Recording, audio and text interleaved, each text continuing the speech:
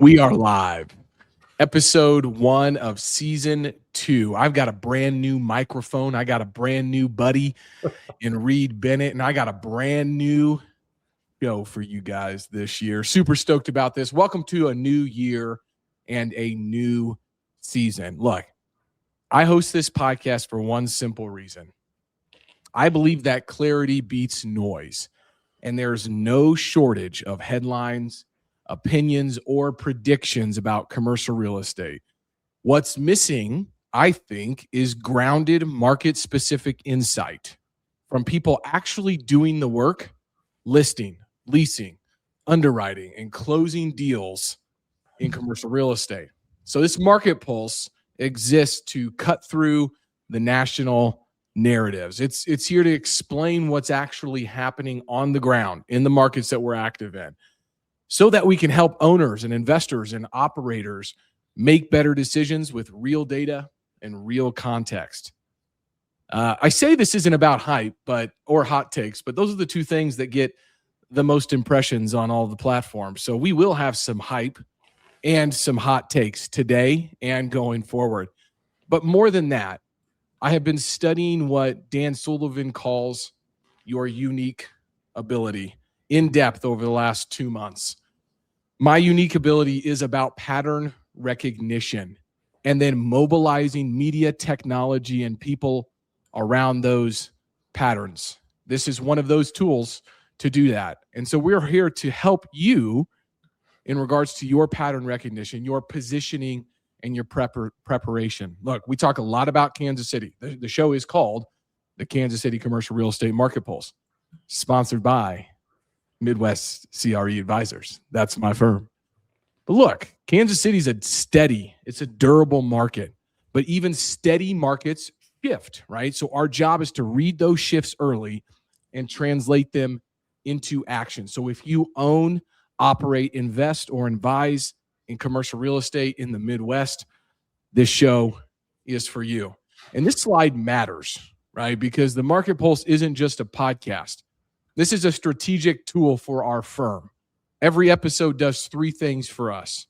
It sharpens our own market understanding. It positions our brokers and our advisors as local experts, not order takers.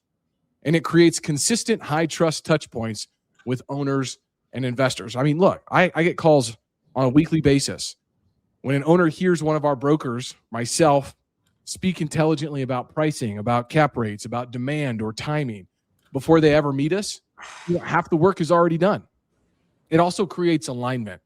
We're operating from the same market narrative, the same data, and the same expectations. So I don't look at this as extra work. It's leverage. The better that we use this platform, I think that commercial real estate brokerage is changing in a way where it's paired alongside media. Look at Bob Knackel. Look at Ryan Serhant. It's happening, right? So the better that we use this platform, the more conversations, the more listings and opportunities it creates for the entire team. And look, this is our team here. Reach out to us if you're looking to buy, sell, or lease commercial real estate in Kansas City. You can visit www.mwcreadvisors.com or simply send me a DM on LinkedIn. My phone number is 573-694-9669, and my email is Logan at mwcreadvisors.com. Yes, I'm a Missouri boy, and I say Missouri, MW.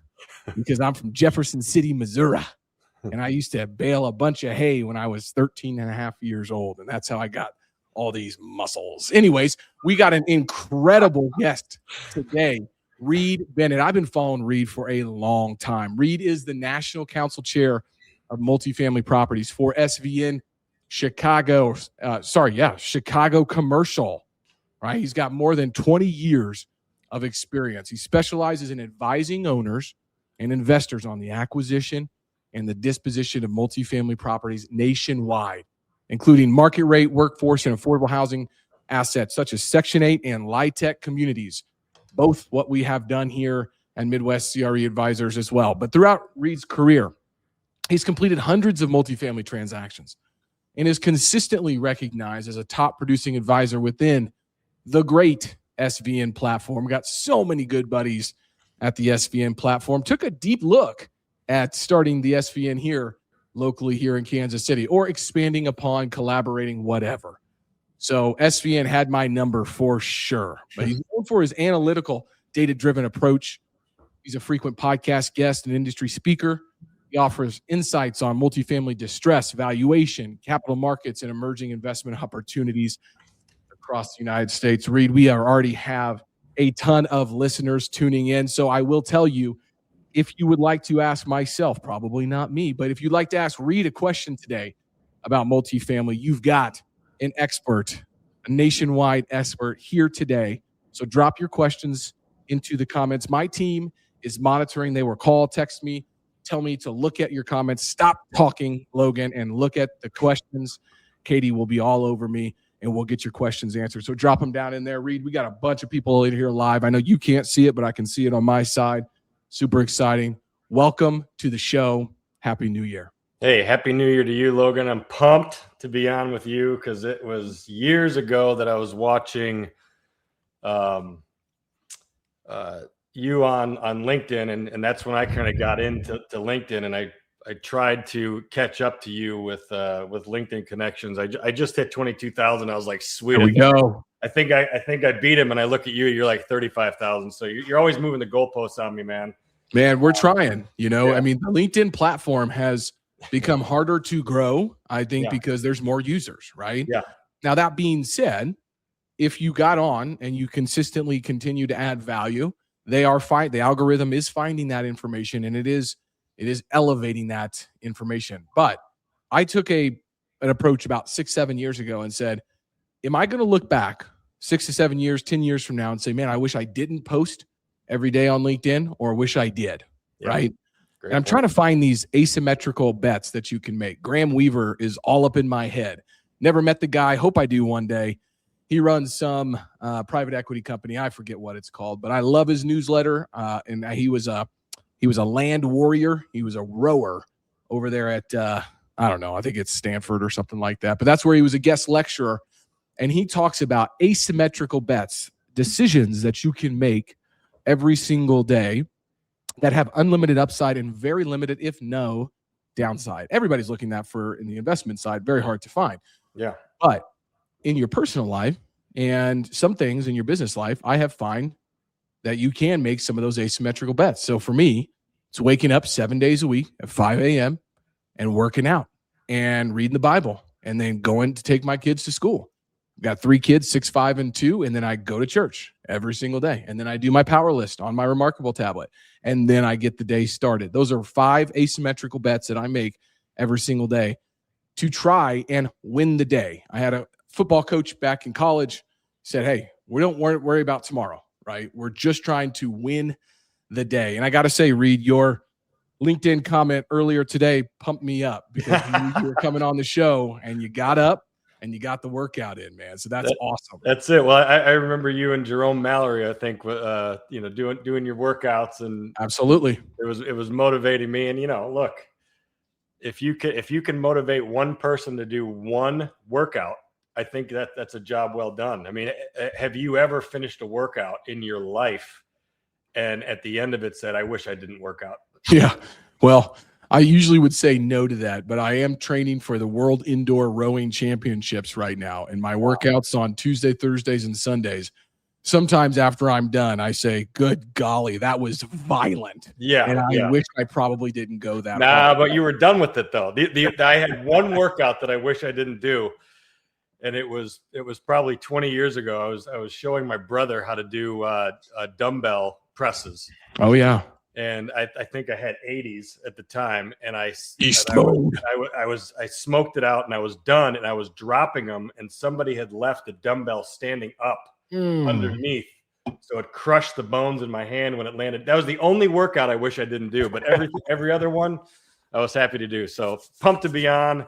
Absolutely. Talk about all things multifamily. Actually, my business partner Cody Doran is down showing a 120 unit deal in Kansas City today that we have listed. It's an affordable housing deal that we have on the market.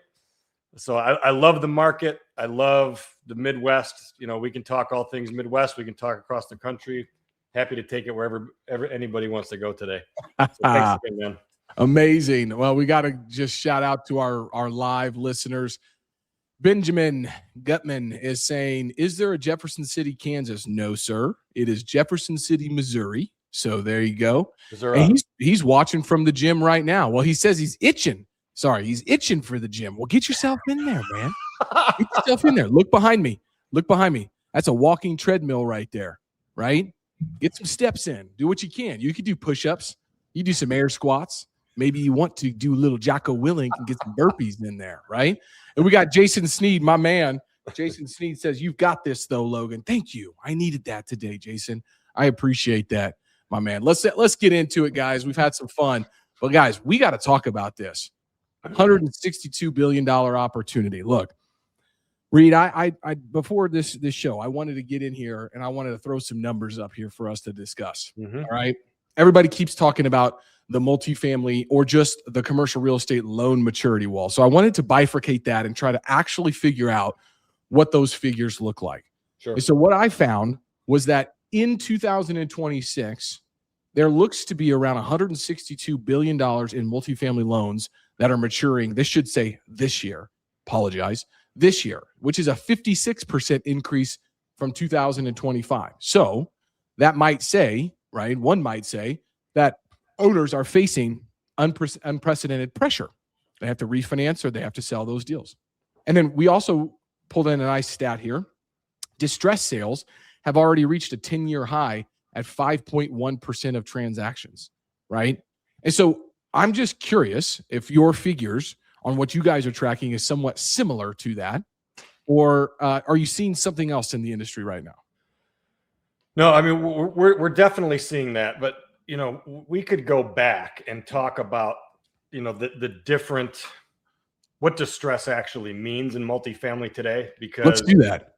You know, I went through the great financial crisis, the GFC, 2008, 9, 10. And this was after, you know, I got into commercial real estate selling multifamily in 2002. So it just started heating up. 2003, 4, 5, 6, 7 was insane with the condo conversions and I literally thought in 2007 that every single apartment complex and building in the country was going to be converted. Yep. And we were going to sell ourselves out of a job. So this is a lot different than that. But the misconception about the multifamily distress is that they're empty buildings, collapsing demand, you know, occupancy rates are dropping. I mean, this is not what is going on. I mean, the reality of what's happening right now, the distress is coming from like, you know, refinance failure or, right, you know, capital stress, balance sheet problems. It's definitely not a demand collapse. And, you know, what we're seeing with the distress market right now is basically forced decisions is what we're calling those. So, I mean, it's an issue. Like that. It's an issue of financial structures, not the physical asset or quality or occupancy levels, because in the great financial crisis, everybody and anybody that couldn't afford a home or a condo was buying them with what was called no-doc loans. My brother is a mortgage broker, and he was just ramping up his business during that time, and he was submitting documentation of employment to his boss for the loan applications. And his boss was saying, "What the hell are you including this for? We don't need any of this loan documentation or this employment documentation to give these people loans," which is just absolutely insane if you think about that today, right? Because everything today is very tight. Nobody can get a loan. You know, even to get a supplementary or a HELOC loan, you have to go, you know, jump through like hoops that are ridiculous. So that is keeping people in their apartments, because also the people that had refinanced their homes in 2020, 2021, and 2022 at 3% or sub 3% fixed for 30 years are not leaving their homes. There's no inventory. It's just creating this, you know, it's like a ball and chain for the tenants of apartment buildings to stay in their units. So it's a lot different than what we saw during 2008, 9, and 10. Yeah, let me double click on that. So what I took away from that is that the structural issues from 2008 to 2010 are very different than maybe the short-term or temporary capital structure distress that we are seeing here, which you guys are calling forced decisions. And I think I have heard this, well said. It's, we've got discretionary sellers, folks who want to sell, and they believe that their business plans have been implemented and it's the right time to sell, versus non-discretionary sellers, which those are forced decisions where they have to make those decisions because the capital that they have financed the project with is coming due or needs to be refinanced. Is that correct? Correct. Got it. So very different. And I would completely agree in regards to the supply and demand side of things. I posted today a figure, and it was 2024's net absorption in Kansas City. So net absorption, how many multifamily units were rented and absorbed in Kansas City, right? That were developed. Yep. 5,362. Yep. Our 2024 completions, 4,144. Average occupancy, 93.2%. And average effective rent up 4.3%. Okay, so that would absolutely back up that statement of this is not a demand side issue, right? This is more along the lines of a capital structure scenario. Now, that $162 billion that I sort of threw out there, right? I mean, for example, Kansas City in 2024, 2025 will typically do somewhere between $8 and $10 billion of commercial real estate, right? Yep. Nationally, I think, for 2025, all asset classes were probably somewhere between $450 and $500 billion of commercial real estate transactions. You go back to 2019, 2020, 2021, those were 600, 800, and 900 billion. So that $161 billion, though, that is a sizable amount that needs to be refinanced. So is that pushing you guys to think that, transaction volumes are going to be higher, or do we just see more activity on the refinance side of things? That's a great question. So the interesting thing about this latest market is, we're coming out of 2022. I think we had, I forget how many Fed interest rate hikes we ended up having, but it ended up being over 500 basis points of increases from the Fed, which I don't think that's ever happened in history in that fast of a time period. So the problem that we're seeing is a lot of the deals that were originated in 2020 through 2022 had significantly below a 5% interest rate.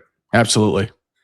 We just sold a 100-unit deal up here that had a 2.37% fixed HUD loan until 2055.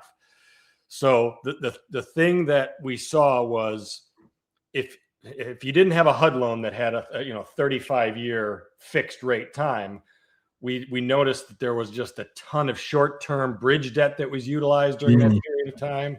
There was a 5-year debt that was placed on these deals at 3%. So now you're coming into a wall of maturities in 2026 with triple the interest rate levels. Right. So even if you have a beautiful humming, multifamily investment, the problem that we're now seeing is what breaks first is the DCRs, the debt service coverage ratios, right? So those typically a lender wants to see about a 1.25 debt coverage ratio when you're buying a deal. For those of you that are on the call, a 1.0 debt coverage ratio is when your NOI is exactly equal to your debt service, right? So that means you're making zero money. We're seeing a ton of deals come down to 0.9, 0.8. I looked at one the other day that was a 0.66 debt coverage ratio. So that means you're totally losing money. Yes. With the deal. You're not going to be able to refinance that deal. And that's when, things are being triggered right now. When that debt coverage ratio drops. So, what happens here is, the sponsors then either have to do capital calls, they have to recap the deal, they have a forced sale, or they have to do a lender workout. Those are the options that they have in that situation. And we've had a ton of owners that have picked up deals in 2021, 2022, they have maybe $15 million of debt on the deal. and they're saying, hey, how can you get us out of this deal? And I'm looking at their numbers, and if the stars align perfectly and everything is humming and we're 100% occupied with 0 vacancies, the property's not worth $10 million. Mm-hmm. Yeah. And so what we did for 2023 and 2024 is those were the conversations that we had with a lot of these owners and operators was, here's what you need to do in order to make your property saleable. And we created this thing called the Midwest Multifamily Matrix that helps the owners and operators of multifamily maximize their NOI by showing them where they can sit on the income levels and the rents, and then areas, and we kind of audit their expenses. So where we can kind of see if we can cut their expenses down, because this is the time right now that you need to preserve your NOI to the maximum level, because you have 3 options with the property. Every owner has 3 options, right? There's not a 4th option. 3 options are: you can sell the property, you can refinance the property, or you can hold it and do nothing. But if you hold it and do nothing, you still should be maximizing your NOI and, giving yourself the best return, because, the owners and operators of multifamily or any commercial real estate for that matter, they're taking all the risk. They're putting their, balls on the line, for the lack of a better term. They should be maximizing the investment there. So absolutely. Yeah. Okay. So just to walk everybody back through that, the pain that is being experienced is original loan rates in 2019 to 2021 were anywhere between, well, we just heard 2.6. Now I know that not that many people went out and got HUD loans, right? So let's just, bifurcate that and say 3.5 to 4%. Today's refinancing rates can be from anywhere from 5.5 all the way up to 8%, depending on what type of deal you've got, right? Yeah. And so increasing DSCR coverage failures is forcing those workout solutions. Got it, right? So like the story that you have been living out on a regular basis is, hey, you've got 3 options, right? And I love to hear more about this Midwest multifamily matrix, right? Because that is so interesting to me, as I was thinking about, I was rereading Hormozy the other day, and he was like, hey, you got to create some differentiated offers, right? Yep. Well, after putting this slide together, I started to think, well, what if there is a, advisory that says, look, over 90 days, we can help you understand what your property is worth today, what value you're leaving on the table, and then how to go maximize that NOI. It seems like you've already built that. Tell us more about it. So it's just an analysis tool that we've been using and perfecting just to help owners figure out exactly how to maximize their NOI based on where their property is sitting, what submarket it's sitting in.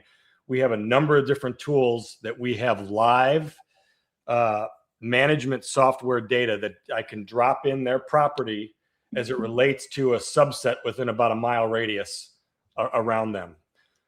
So we utilize that information to determine where they sit with their competitive subset and what they can do. And then, if there are certain things, like I'm sure you've seen, insurance levels just blow out of the water, right? Absolutely. So we're looking at that. So we're trying to say, hey, here's a couple options that you can go to and discuss your insurance premiums. One of the biggest things in multifamily is the payroll. And not only is payroll significant, but trying to find employees in this market has been the biggest pain we've heard from multifamily owners across the Midwest and across the nation, frankly, for that matter. Yeah, I've heard you speak about that, right? The labor is very difficult to find. Yeah. Yeah. I mean, we sold a 232 unit deal in Southern Illinois. When we sold it, the manager was making about $65,000 a unit. The new owner was telling me, he said, we can't find anybody, even to come from Champaign, Illinois, where University of Illinois is, to manage this property for $85,000. Wow. So he's like, I'm even going to offer $100,000 for a management position that was making before, like I said, $50,000, $55,000. And I was like, wow. I mean, it's a 3-hour commute, for me, but I was going to send my wife down there to manage that apartment complex for $100,000. But man, that's one of the biggest pain points we're seeing right now in the multifamily space. Absolutely. Sure. Well, I want to shout out Benjamin. Just wants to make sure he was clear. He knew that Jefferson City was not in Kansas. He says, I was riffing on the Chiefs, man. Pouring salt in an open wound, Benjamin. Look, I dropped an episode last week breaking down that deal. And, the border war is real here in Kansas City. I've got another episode coming. Lockton just left the plaza, headed down to Leawood, Kansas as well. Look, if you're Clark Hunt and you have that business proposal in front of you, that is a very difficult one to say no to, regardless of the history and things like that. I mean, if you look at the details of that deal, it is about the most lopsided, one-sided deal for a sports organization in history. So it would be very tough to say no to that. Now, that being said, I sure hope it works out. I sure hope it comes in on time and on budget. And frankly, I hope that the Kansas taxpayers don't have to bear the burden of that. However, that where it is going is very well suited for what all of the new models of sports stadiums are building. And we're going to get a Super Bowl. So there are some benefits to it as well. I'm going to leave it at that because it is a very opinionated subject. And if you want to debate or talk to me more about that, go on to my LinkedIn. There is a post with 100,000 views now and like 97 comments. We can chat about that right there. Tim, appreciate you showing up. But Tim says, appreciate you and Logan bringing real data and an intelligent perspective on the conversation. Hey, Tim, I appreciate you showing up here. And just on that note, Tim does have a question for you, Reid. This is one of my favorite parts of this show, Reid. I mean, these guys and gals are showing up on their hard-earned time and getting to listen and ask some questions. So he says, how are sellers reacting to the recent Fed rate cuts, and are expectations becoming more realistic right now? It's a great question, Tim. The interesting thing is every Fed rate cut, there's a completely different reaction from the buyers and the sellers in the marketplace, right? So every Fed rate cut, all of the sellers say, well, interest rates are going to follow. I'm going to either hold off for another month or two to put my property in the market because interest rates are going to drop. It's going to make my property more valuable. Or the offers that are coming in should be significantly higher now that the Fed just dropped the interest rates. The sellers or the buyers are all saying, I just underwrote this deal with my lender and interest rates on the lending side actually went up after this Fed interest rate hike or drop. So it's two totally different bifurcated ways of looking at a deal. And, frankly, a lot of it is baked in well in advance of the Fed reductions. But the last three have really not moved the needle. The last three reductions have not moved the needle. In fact, it's raised a lot of the interest rates from some of our lenders. And I was talking to another lending friend of mine, and he's like, every time these things happen, I'm just getting my door beaten down to refinance a deal. And I tell them the rates went up. They're yelling at me like I'm the devil. Yeah. So it's been the strangest debt market that I've ever seen, in 25 years of doing this. Yes. Yeah. Tim, I would say there's some really good economists that Fed watch, and Edward Yardeni is one that is, I think, an expert in this. He wrote the book called Fed Watching, a pretty dense textbook kind of thing, but you can start to really understand bond yields and the reasoning that they move up and down, or just chat with your friend, ChatGPT, and make sure to double check everything that it hallucinates on. However, it will give you a real quick, synopsis of how this stuff works. But it's definitely something to kind of look into. And, it's interesting the impact of different things that happen in the economic climate that drive those treasuries. I mean, we're talking geopolitical risks. We're talking about tariffs. We're talking about economic uncertainties, GDP levels. But it has made me a better broker, a better investor, and I think a better business person. So might want to pick up some light reading. Edward Yardini. You can check him out. He's always on the Squawk Box and CNBC, so you can check him out there too as well. Well, Reid, I think I might have solved your problem for that owner over there. Jason Sneed said, hey, he'll remotely manage it for $80,000 if they still can't find somebody. Well, you bring up a great point, though. Because commercial real estate, multifamily, and every asset class thrives on stability, right? Absolutely. Which the last year we've had zero stability. Very volatile. And from a political standpoint, I always like it when the last 20 years when I'm not really worried about politics, but just the instability that's in the marketplace right now is it's not helpful for commercial real estate at all. Right. But we're also capitalizing on the fact that in the multifamily space, I've always said that, with retail, everybody's shopping online, right? Office, everybody's officing remotely. You can't live virtually yet, where you can sit in a phone booth and feel that you're in a 10,000 square foot mansion. So, that's why I like multifamily, and, the metrics, especially heading into 2026, are looking, pretty robust for multifamily, even with this wall of maturities coming. Yeah, I do want to, that's a great point. And if you want to sit in a 10,000 square feet mansion in Chicago, Illinois, or right outside of it, just sell a bunch of multifamily properties like Reid Bennett. Look at that mansion he is sitting in. No, I'm just kidding. I know Reid does not live in a mansion. He could live in a mansion if he'd like to, but Reid is a family man and a very good person. Not that if you live in a 10,000 square foot mansion, you're not. Okay, so if you're listening and you do, which I know I have some listeners and some buddies who do that, I'm not dogging on you. All right, but a 10,000 square foot building or house in Chicago is very different than one here in Kansas City. I will tell you that. I got some family out in Crystal Lake, Reid, some brother-in-law and sister-in-law out there, so I do visit them time to time. They just had twins, so they got their hands full. But I grew up in Woodstock, Illinois, right next to Crystal Lake. Man. Yeah, okay, yeah. Well, I love that little lake that they built out there. Yeah, it's a pretty cool spot.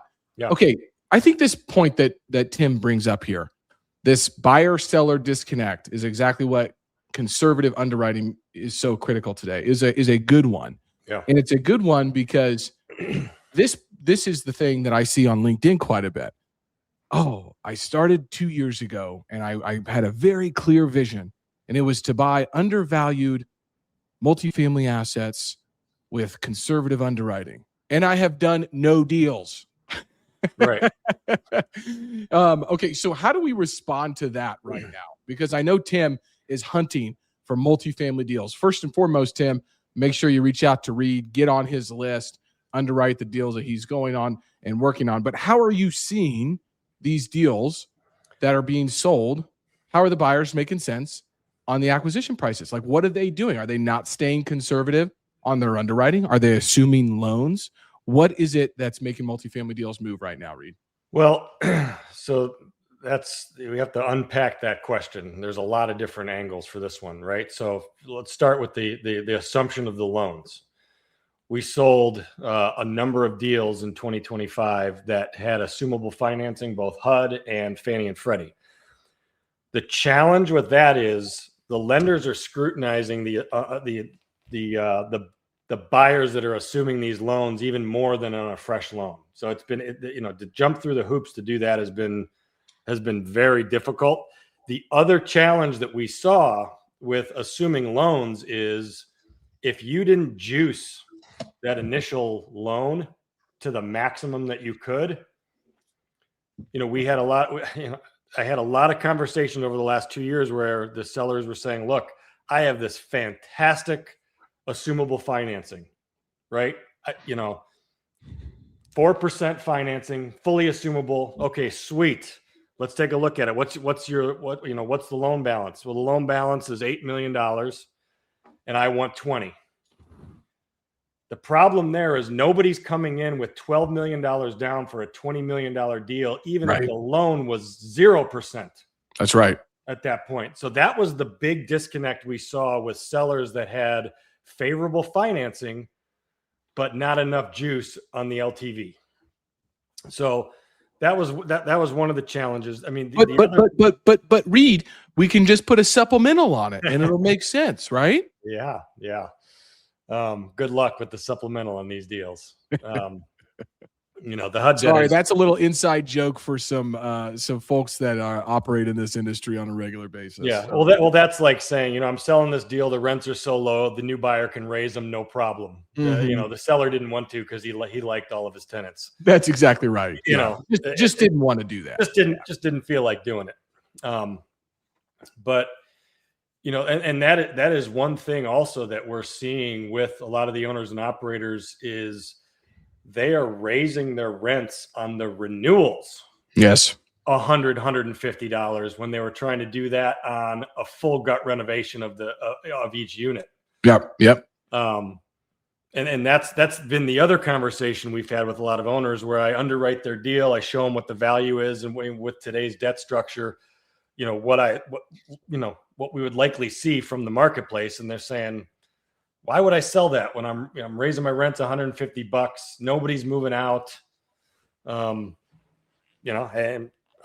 I've told more people in the last 2 years to not sell at what the market rate will bring them than I have in the last 25 years. Wow. Total.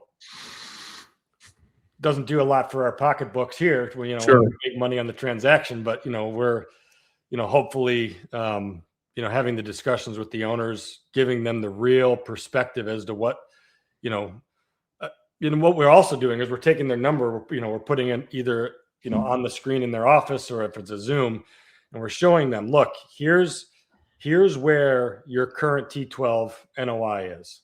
Here's where we think, even if you make a couple minor adjustments to the income and the expenses, let's bump it up a little bit. Sometimes I'm saying, I'm going to throw you 50,000 more NOI just in case we're missing something. Here's what the value is. And they're looking at that and they're saying, well, one guy said, well, either interest rates have to drop 4% or I have to increase my NOI $200,000 in order to hit the price I want. And I'd say, yes, that's true. Mm-hmm. And then he said, well, that's highly unlikely to happen anytime in the next 2 years. I said, that's true too. Yeah. Why don't you hold it? Let's just maximize this and then we'll eventually sell it later unless you find, the other thing is you have to look at what's going on in the marketplace. If you can find an opportunity that makes sense with today's debt, you should be buying it quickly. Because I've, in the last 25 years, I've seen a ton of owners that bought in high interest rate periods that made millions on a cash out refi when interest rates dropped significantly. Absolutely. And that's tax free when they do that. So, and you also have to look at what the opportunity is to buy the next deal too. So, okay, so maybe you're not selling at the peak of the market, but maybe you're buying an opportunity that you're buying right now that might not be the peak of the market as far as pricing. So yeah, it's all relative. It's all relative. It is. Well, let's talk about who's actually positioned to win in this cycle. And I think there's a lot of folks here that want to figure out how to acquire multifamily assets. I had a meeting here last Friday in my office. I said, what's your goal? 6 assets in 2026. Okay. Like, how are you going to do that? Right. Like, tell me about your returns and, what types of deals. And, I quickly found out that they had a lot of work to do on what their buy box was. But I think there's probably a lot of people listening in that want to figure out, okay, well, maybe there is one of these distressed deals, but are these distressed deals going back to the lender? Once they go back to the lender, maybe it's a pre-foreclosure. Like, are they engaging with SBN at that point? Or are they going to take it through some auction process? What's the actual logistics of how maybe a buyer can do some things to get in the mix there to say, hey, I have capital ready to go. I've got operational expertise. I've got the market level knowledge, but I'm not seeing that deal flow. What do you tell them, Reid? Well, first off, there isn't really a lot of distressed deal flow right now. Yeah, well, there you go. A lot of people have been waiting for it, expecting a river. There might have been a trickle. There might have been a trickle that has been coming through. In fact, we have an entire team set up around the country that focuses solely on dealing with the lenders and helping them with broker opinion of value for the debt that they have on their books. Sure. One of the biggest differences that I've seen over the last year in dealing with a lot of these lenders, Fannie, Freddie, and local banks, has been, in 2008, 9, and 10, the lenders wanted us to give them a BOV so they could put it on their books so they could understand what they're going to charge the note down to. They wanted that physical documentation. We have had a couple lenders that didn't want us to send them anything digitally. They only wanted to get on a non-recorded Zoom and go over our numbers because they didn't want to put that into their folder or have any kind of detail. They wanted to kick the can down the road because lenders do not want to take back buildings. Yeah. And, I've told this story a few times. I remember 2009, there was a deal on the south side of Chicago. It was a small deal, maybe 30 units. And it was we call them California style, right? Where it's like a motel where you walk right into the unit. There's no, right. And so there were, I think it was 24 units or 30 units. Let's just say 24 units. So 24 tenants living in this building. It was taken back by a local lender that was well known. The railing fell off of one of the stairwells and landed in the front yard of the building. When WGN, which is the major network here in Chicago, showed up, all 24 tenants were laying on that stairwell landing in the yard, because holding their neck because they knew the lender had taken it back. So the lender does not want to have, they don't want to get into the chain of title. So they're, back in the 8, 9, 10 era, it was all, we were doing short sales where the lender wasn't actually taking full possession, getting into the chain of title. They don't want to do that. They definitely don't want to do that now. But the difference again is these are 95% occupied, and many of them are paying tenants. So it's a different beast than when it was 70% occupied with 30% paying tenants, because everybody lost their jobs because the economy was so bad. Right. Yeah. So, well, and this is a long-winded answer for that question, but the distress, if you're waiting for distress, you're going to be waiting for a long time. You have to be looking for deals. In every market, there are sellers that are selling for some reason. Right. That's right. Maybe they're sick of dealing with multifamily assets. They're just tired of the daily grind because they are management intensive sections of commercial real estate.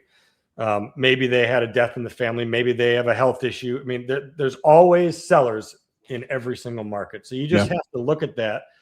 And, I don't know if you have ever had Bo Beery on. I mean, he created multifamily owners that dominate. I've read the book. And, he does a great job as to how you have to be presenting yourself as a buyer, as an owner, and the steps to do with all of the brokers in the market, even, owners in the market. I mean, you have to look at 100 deals. You have to, tour 100 deals, put offers in on 50 of them, get down to 10, and maybe you'll buy one. So it's not like, it's not like the person that's trying to buy those 6 deals in a year is going to look at 20 deals and buy 6 of them. That's right. They're going to look at 500 of them. Yep. And Tim, I won't put your question up on the screen. I think Reid answered it right there, but was really trying to figure out, how do you recommend determining a truly competitive Midwest market when some buyers appear unrealistically aggressive or accepting return profiles that a conservative operator cannot match? I think Reid did a good job answering that question right there. Please do go check out Multifamily Investors Who Dominate. Bo lays out the framework on exactly how to create your deal flow. I think that's really good. Also, I want to second your thought process on having to look at 100 deals. I was just working with a broker, and he said, look, I looked at 500 deals this year. I actually underwrote 167 of those. We made offers on 76 of them, and I closed 9 of those deals, right? So like he had like a 1.8% throughput on that. His choke point was, how do I get more deals through that pipeline? So I was helping him with with that process, but he knew his numbers, right? I think that's really important to understand, is because you have to know what problem that you're solving for, Tim. So if you're solving for the problem of trying to compete against every other buyer out there, you're going to lose likely, because you're going to find somebody that needs to place $3 million of 1031 capital today. You're going to find, Brookfield or Blackstone, who wants to buy that 150 to 250 unit apartment complex. They've already raised $4 billion to do so, and their cost of capital is extremely low. So find out how many numbers of deals that you have to review, how many you have to underwrite, tour, make offers on to be able to hit your goal, right? But stay conservative, because that's why I like the workforce housing. That's why I like, $2 to $20 million deals, because you're not going to be going up against the Blackstones of the world in those. And if you're looking at 1970s, 1980s vintage deals, it's also going to kick out of the box for a lot of the institutional guys as well. But the other thing is, the deals that we closed in 2025, I'm trying to think of one of them that started with the initial buyer we were under contract with. I've never had more deals blow out in due diligence than we did in 2025. Whether they couldn't get their funding, whether they, were anticipating coming in and pulling a retrade rug out from under the seller. All sorts of different things happened where we ended up with the second or third buyer that we ultimately closed the deal. I mean, it was working 3 or 4 times as hard in 2025 to get the exact same amount of deals closed in any other year that I've ever had. Well, I can second that as well. I just closed the deal with our third, it was the third contract that we had on it, right? Yeah. So right there with you. So that's another thing. Put your offer in, but don't rely on aggressive growth assumptions or expense reductions to make the deal work. Use the numbers, share the numbers with the broker or the seller. Here's where we are. Help me understand where I'm wrong with my numbers. Share that with the broker and the owner. If they can show you, like maybe you missed something in your underwriting. I doubt it. If if you've been looking at 1,000 deals. But I would say, help me understand where I'm wrong with my underwriting. And, maybe they forgot to share some, cell phone tower income with you or something on the building. But likely they're not. And they're saying, no, your underwriting is right on. And then stay in contact with that broker, stay in contact with that seller, because deals are falling out more so than ever. You might continue to position yourself. And if you're right there saying, look, I'm still here, I still have my debt lined up, I'm ready to go, you just might be awarded that deal. Yeah, that's a fantastic nugget right there. All right, I'm going to add this back up to our slides. Want to get through 2 more segments with you, Reid. The first one being 2026 outlook and key takeaways. The transaction volume's going up. Are prices going up? Are they going down? What's your outlook? What's SVN's outlook? I read all of the economic outlooks. You guys should check those out. They're fantastic that the team puts out. But what's your personal outlook for 2026? So, I'm really optimistic about 2026. I mean, I think there's supply shrinkage in especially in the Midwest. Here in the Midwest with multifamily, we don't overbuild like they do in the Sun Belt regions. And that's actually a problem, right? So, especially here in the Chicago markets, we have, politicians that think that the developers are the enemy, make it very difficult to build. A lot of these areas don't understand economics 101, where if you have more supply, the value goes down. If you have little supply, the value goes up. So, with the shrinking supply, the demand is definitely going up for rents. So the rents will be increasing, which will make the values go up. Although the rents have been stabilizing. I mean, you get to a breaking point, especially in workforce housing, where, if you're above 30% of the tenant's income, that they're really strapped. to pay for that. So there is a, the rents are stabilizing. The interest rates are going to plateau, I hope.